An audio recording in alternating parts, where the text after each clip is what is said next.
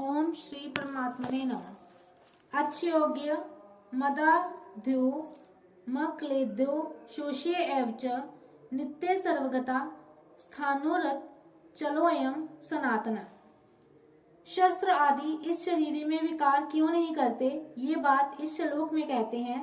शस्त्र इस शरीर का छेदन नहीं कर सकते। इसका मतलब ये नहीं कि शस्त्रों का अभाव है या शस्त्र चलाने वाला अयोग्य है, प्रत्युत छेदन रूपी क्रिया शरीर में प्रविष्ट ही नहीं हो सकती। ये छेदन होने के योग्य ही नहीं है। शस्त्र के सिवाय मंत्र, शाप आदि से भी इस शरीर का छेदन नहीं हो सकता। जैसे याज्ञवल्क्य के प्रश्न का उत्तर ना दे सकने के कारण उनके शाप से शाकल्य का मस्तक कटकर गिर गया, इस प्रकार देह तो मंत्रों से, वाणी से कट सकता है, पर देही सर्वथा अशेष है।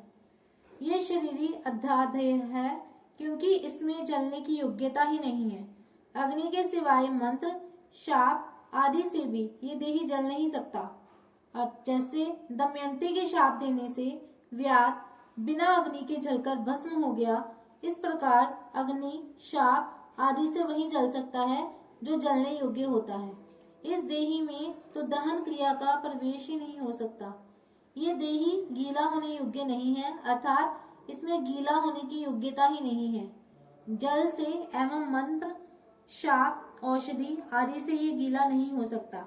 जैसे सुनने में आता है कि मालकोश राग के गाए जाने से पत्थर भी गीला हो जाता है, चंद्रमा को देखने से चंद्रकांत मणि गीली हो जाती है, परंतु ये देही राग रागिनी आदि से गीली होने वाली वस्तु नहीं है। ये देही अशोष्य है। वायु से इसका शोषण हो जाए, ये ऐसी वस्तु नहीं है, क्योंकि इसमें शोषण क्रिया का प्रवेश ही नहीं होता। वायु से तथा मंत्र, शाप, औषधि आदि से ये देही सूख नहीं सकता। जैसे अगस्त्य ऋषि समुद्र का शोषण करने गए, ऐसे इस देही का कोई अपनी शक्ति से शोषण नहीं कर सकता। अर्जुन नाश की संभावना को लेकर शोक कर रहे थे, इसलिए शरीर को अच्छेद्य, अदाह्य, अक्लेद्य और अशोष्य कहकर भगवान एव च पदों से विशेष जोर देकर कहते हैं कि ये शरीर तो ऐसा ही है, इसमें किसी भी क्रिया का प्रवेश नहीं होता, अतः ये शरीर शोक करने योग्य है ही नहीं। ये देही नित्य निरंतर रहने वाला है। ये किसी काल में नहीं था और किसी काल में नहीं रहेगा, ऐसी बात नहीं है, किंतु ये सब काल में नित्य निरंतर ज्यों का त्यों रहने वाला है। ये देही सब काल में ज्यों का त्यों ही रहता है, तो ये किसी देश में रहता होगा। इसके उत्तर में कहते हैं कि ये देही संपूर्ण व्यक्ति, वस्तु, शरीर आदि में एक रूप से विराजमान है। ये सर्वगत है, तो ये कहीं आता जाता भी होगा। इस पर कहते हैं कि ये देही स्थिर स्वभाव वाला है, अर्थात इसमें कभी यहाँ और कभी वहाँ इस प्रकार आने जाने की क्रिया नहीं है। ये स्थिर स्वभाव वाला है, कहीं आता जाता नहीं। ये बात ठीक है, पर इसमें कंपन तो होता होगा। जैसे वृक्ष एक जगह ही रहता है, कहीं भी आता जाता नहीं, पर वह एक जगह रहता हुआ ही हिलता है, ऐसे ही इस देही में भी हिलने की क्रिया होती होगी। इसके उत्तर में कहते हैं कि ये देही स्थाणु है, अर्थात इसमें हिलने की क्रिया नहीं है। ये देही अचल है, स्थाणु है। ये बात तो ठीक है, पर ये कभी पैदा भी होता होगा। इस पर कहते हैं कि ये सनातन है, अनादि है, सदा से है। ये किसी समय नहीं था, ऐसा संभव भी नहीं है। विशेष बात, ये संसार अनित्य है, एक क्षण भी स्थिर रहने वाला नहीं है, परंतु जो सदा रहने वाला है, जिसमें कभी किंचन मात्र भी परिवर्तन नहीं होता, उस देही की तरफ लक्ष्य कराने में नित्य पद का तात्पर्य है। देखने, सुनने, पढ़ने, समझने में जो कुछ प्राकृत संसार आता है, उसमें जो सब जगह परिपूर्ण तत्व हैं, उसकी तरफ लक्ष्य कराने में सर्वगता पद का तात्पर्य है। संसार मात्र में जो कुछ वस्तु, व्यक्ति, पदार्थ आदि हैं, वे सब के सब चलायमान है।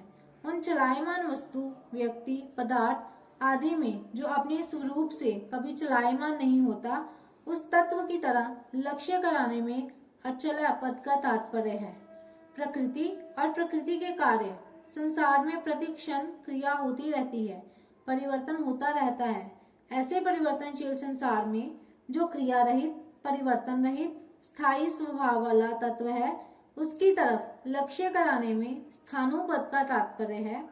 मात्र प्राकृत पदार्थ उत्पन्न और नष्ट होने वाले हैं तथा ये पहले भी नहीं थे और पीछे भी नहीं रहेंगे, परंतु जो ना उत्पन्न होता है और ना नष्ट ही होता है तथा जो पहले भी था और पीछे भी हरदम रहेगा, उस तत्व की तरफ लक्ष्य कराने में सनातन पद का तात्पर्य है।